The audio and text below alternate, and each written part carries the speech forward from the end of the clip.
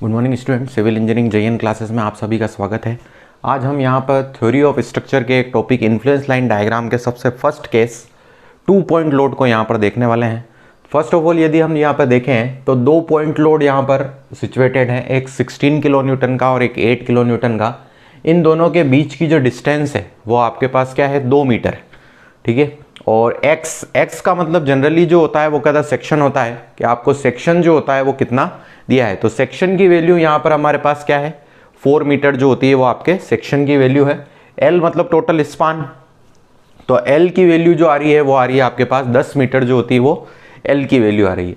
अब यहाँ पर 3 चीज़ें, जब भी आप इन्फ्लुएंस लाइन या फिर रोलिंग लोड दोनों का किसी का भी क्वेश्चन जो होता है वो आप लोग करते हैं तो उसमें आपको 3 चीज़ें जो होती है वो निकालनी होती है। एक तो positive shear force, negative shear force और बेंडिंग मोमेंट, ठीक है। तो फर्स्ट ऑफ ऑल यहाँ पर देखें, पॉजिटिव और नेगेटिव शेयर फोर्स हम निकालते हैं और फिर उसके बाद उसका इन्फ्लुएंस लाइन डायग्राम जो होता है वो बनाते हैं। अब यहाँ पर जब भी अपन पॉजिटिव या नेगेटिव शेयर फोर्स को फाइंड करेंगे तो उस समय हमको यहाँ पर देखना है कि ये हमारे पास A पॉइंट है, ये B पॉइंट है और यहाँ पर सेक्शन जो होता है वो क्या होता है आपके पास X है। वही चीज़ यहाँ पर भी है, A पॉइंट, B पॉइंट और सेक्शन जो होता है वो X है। तो इसमें सीधा सा रूल अपन को एक ये याद रखना है कि जब भी आप पॉजिटिव शेयर फोर्स की बात कर रहे हो तो उसमें सिर्फ A से X के बीच में लोडिंग होनी चाहिए।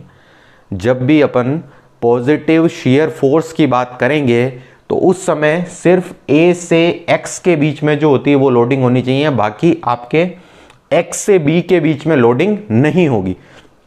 तो मैक्सिमम पॉसिबिलिटी जो होती है वो क्या होती है, आपको ये रखनी है कि जो लोडिंग हो वो A से X के बीच में हो, X से B के बीच में कोई लोडिंग नहीं हो। तो यहाँ पर हम देखिए 8 किलो न्यूटन को हमने सेक्शन पे रख दिया है, 4 मीटर का आपके सेक्शन है, दोनों के बीच की डिस्टेंस 2 मीटर है, 16 किलो न्यूटन आपका अंदर आ गया A से X के बीच में। यही चीज़ अगर हम ये करें तो हमने ये बोला कि पॉजिटिव शेयर फोर्स में तो A से X के बीच में लोडिंग होगी और नेगेटिव शेयर फोर्स में जो होगी वो X से B के बीच में लोडिंग होगी।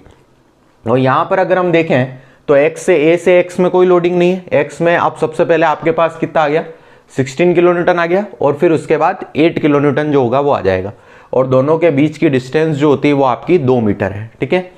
अब इन्फ्लुएंस लाइन डायग्राम जो होता है वो यहाँ पर हम बनाएंगे। तो इन्फ्लुएंस लाइन डायग्राम में यदि हम पॉजिटिव के हिसाब से यहाँ पर देखें तो पॉजिटिव में देखिए 8 किलो न्यूटन वाले सेक्शन पे आपके पास इसका कंपोनेंट क्या हो जाएगा, x बाई एल, और 16 किलो न्यूटन वाले सेक्शन का कंपोनेंट क्या हो जाएगा, x minus D by L. ये वैल्यू कितनी है, x डिवाइड बाय आपका स्पान, और हम यहाँ से यहाँ तक आए तो हमको कितना माइनस करना पड़ेगा, d, इसलिए यहाँ पे x minus D by L आ जाएगा। वही चीज़ हम यहाँ पर देखें तो यहाँ पर आ जाएगा L minus x minus D by L और यहाँ पर आ जाएगा आपका L minus x by L जो होगा वो आ जाएगा, ठीक है। अब इन वैल्यू को हम फाइंड जो होता है वो करें तो यहाँ पर देखिए हमने x की वैल्यू रही है 4 मीटर, तो x हमारे पास आ गया 4, L आ गया आपका पास 10, तो 4 बाई 10 आपके पास हो गया 0.4। x(x2) हमारे पास आ रहा है L minus x by L, तो L minus x by L में अगर हम देखें तो L हमारे पास है 10, तो 10 माइनस 4 डिवाइड बाई 10 हमारे पास आ गया 0.6 जो हो गया वो आ गया। अब इसी तरह से हमें x minus D by L और L minus x minus D by L भी जो होता है वो फाइंड करना है, ठीक है। आप इतना उतार लीजिए फिर उसके बाद आगे चलते हैं।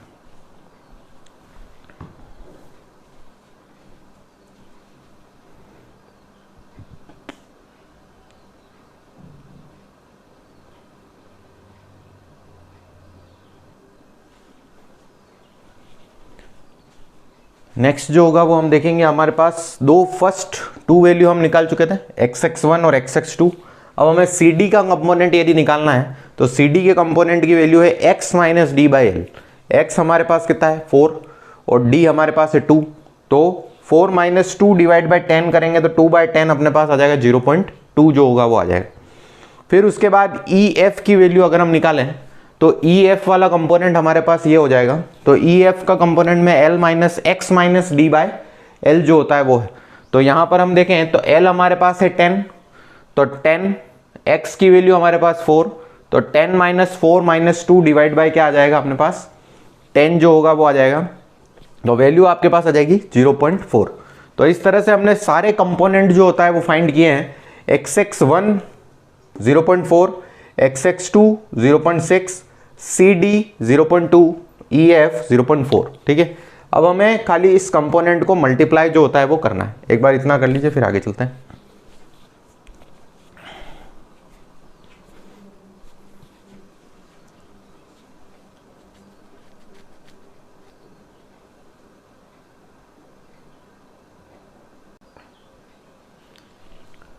नेक्स्ट हमारे पास सभी कंपोनेंट जो होता है वो आ चुके हैं। अब हमें पॉजिटिव और नेगेटिव शेयर फोर्स जो होता है वो फाइंड करना है। तो आपको ये एक चीज़ ध्यान रखनी है कि जब भी हम पॉजिटिव शेयर फोर्स फाइंड करेंगे तो पॉजिटिव शेयर फोर्स में एक हमारे पास ये डायग्राम और एक ये सिर्फ ये वाला ट्राइंगल अपन को वॉच जो होता है वो करना पड़ेगा। देखिए किस तरह से करेंगे। 16 किलो न्यूटन का जो लोड है वो किसके ऊपर आएगा, आपका CD वाले कंपोनेंट के ऊपर, और 8 किलो न्यूटन का जो लोड है वो हमारे पास आएगा XX1 के ऊपर। 16 किलो न्यूटन का लोड आएगा आपके पास CD कंपोनेंट के ऊपर और 8 किलो न्यूटन का लोड आपके पास आएगा XX1 कंपोनेंट के ऊपर।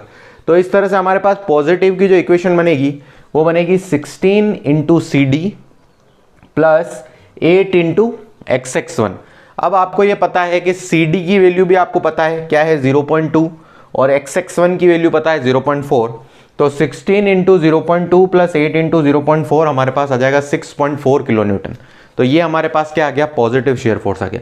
अब नेगेटिव शेयर फोर्स का डायग्राम आपके पास ये है, तो हमें अब नीचे वाले ट्राइंगल को देखना पड़ेगा। तो देखिए 16 किसके ऊपर आएगा, XX2 के, और 8 किलो न्यूटन का लोड EF पे लगेगा। तो इस तरह से हमने लिख दिया 16 into XX2 plus 8 into EF। अब यहाँ पे देखें 16 इंटू XX2 मतलब आपके पास आ गया 0.6, तो 16 इंटू 0.6 प्लस 8 इंटू EF की वैल्यू हमारे पास कितनी है 0.4। इसको मल्टीप्लाई कर देंगे तो हमारे पास क्या आ जाएगा 12.8 किलो न्यूटन जो होगा वो आ जाएगा। तो इस तरह से दो चीज़ें जो होती है वो हमने सोल्व की, positive shear force, negative shear force. अब हमें थर्ड फाइंड करना है, वो होगा हमारे पास बेंडिंग मोमेंट। तो इस तरह से हमारे पास तीन चीज़ें जो होगी वो इन्फ्लुएंस लाइन में इस केस में फाइंड हो जाएगी। आप इतना उतार लीजिए।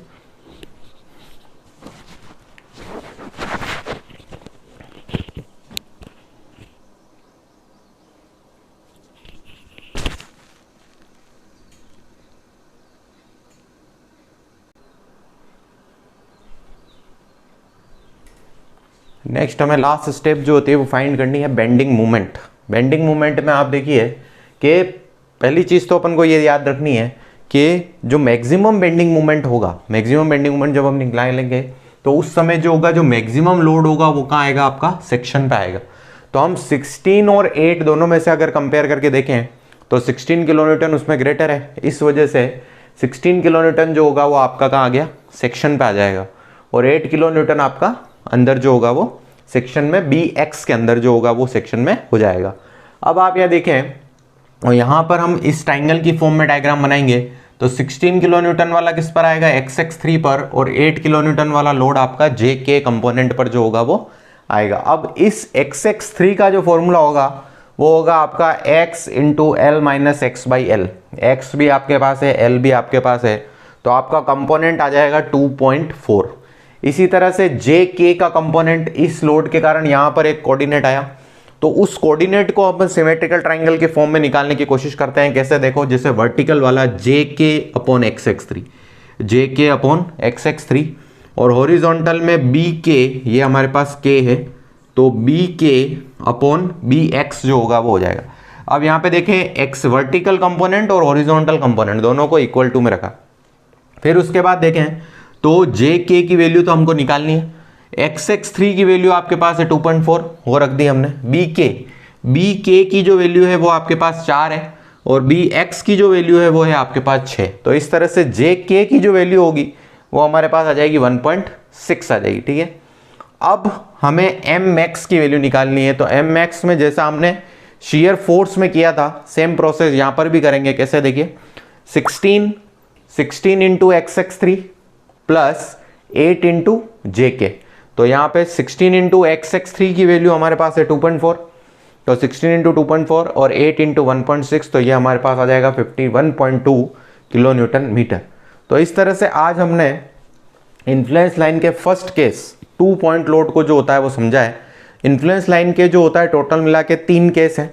एक तो सेवरल पॉइंट लोड आएगा, सेवरल पॉइंट लोड के बाद यूडीएल शॉर्टर देन और लॉन्गर देन स्पान जो होगा वो आएगा, वन पॉइंट लोड भी जो होता है वो आ सकता है। तो उसको एक एक लेक्चर में हम डिस्कस करते जाएंगे। इस लेक्चर में अगर आपको कोई भी प्रॉब्लम हो तो आप कमेंट सेक्शन में कमेंट करके जो होता है वो बता सकते हैं। Thank you.